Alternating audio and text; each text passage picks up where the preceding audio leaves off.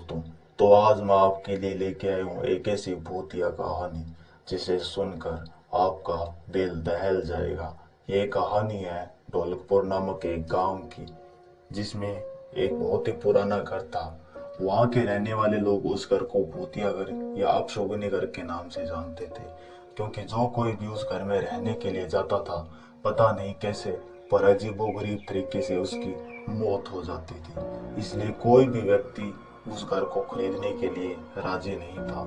उमेश नाम के आदमी को वह घर बहुत ही सस्ते दामों में मिल जाता है, इसलिए वह अपने बेटे दीपक के साथ सारा सामान लेकर उस घर में रहने के लिए आ जाता है। उमेश को उस घर में रहते हुए 2-3 दिन ही हुए थे कि उसको कुछ अजीबोगरीब घटनाएं होने का एहसास होने लगता है।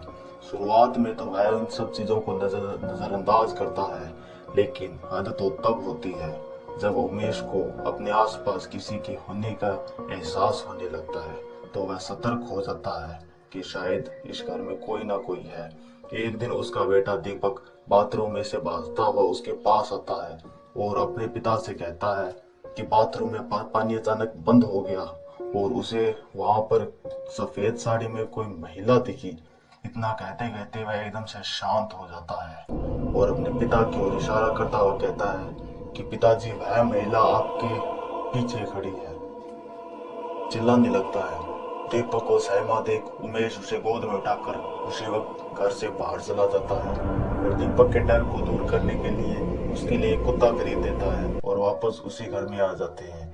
एक रात बहुत तेज बारिश हो रही थी, तो अचानक उनके घर की लाइट चली जाती है। उमेश बाहर के अन्य घरों में देखता है तो वहां पर लाइट थी, लेकिन उनके घरों में नहीं थी। तो उमेश को लगता है शायद कोई पावर सप्लाई में ही कोई गड़बड़ हो गई होगी। इतने में दीपक की चीखने की आवाज आती है, तो उमेश टॉर्च लेकर वहां पर पहुंचता है और पूछता है क्या हुआ। तो वह बताता है कि उसे फिर से वही औरत दिखाई दी है सफेद कपड़ों में। दीपक को सहमा देख उमेश उसे अपने साथ लाइट ठीक करने के लिए ले जाता है। इतने में उनका कुत्ता जोर जोर से भौंकने लगता है। उमेश को भी लगने लगता है कि शायद उनका कोई पीछा कर रहा है। जैसे ही उमेश पावर हाउस का गेट खोलता है, उसको एक लाश दिखाई देती है। लाश देखकर उमेश डर के मारे कांपने लगता है और दीपक भी चिल्लाने लगता है।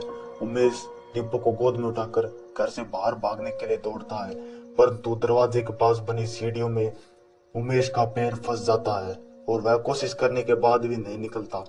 दीपक भी अपने पिता के पैर को निकालने के लिए कोशिश करता है, परंतु जब वह नाकाम हो जाता है तो दीपक अपने कुत्ते के साथ वापस उसी घर में चला जाता है।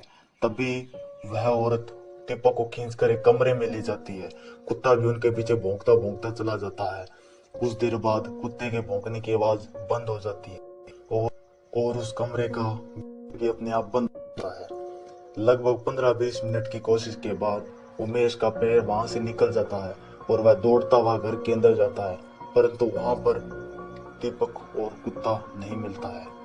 वह बहुत ढूंढता है, वह रोने लगता है, परंतु अंत में वह हार मान लेता है और वहीं पर रहने लगता है अपने बेटे के मिलने की आस में।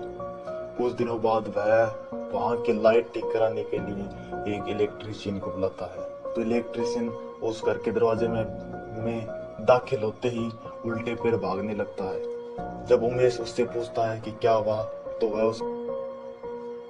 उसे बताता है कि उस घर में उसे एक महिला, बच्चे और कुत्ते का भूत दिखाई दिया। इतना सुनते ही दीपक समझ जाता है कि अब उसे उसका पुत्र नहीं मिलने वाला और फिर वह वहां से चला जाता है।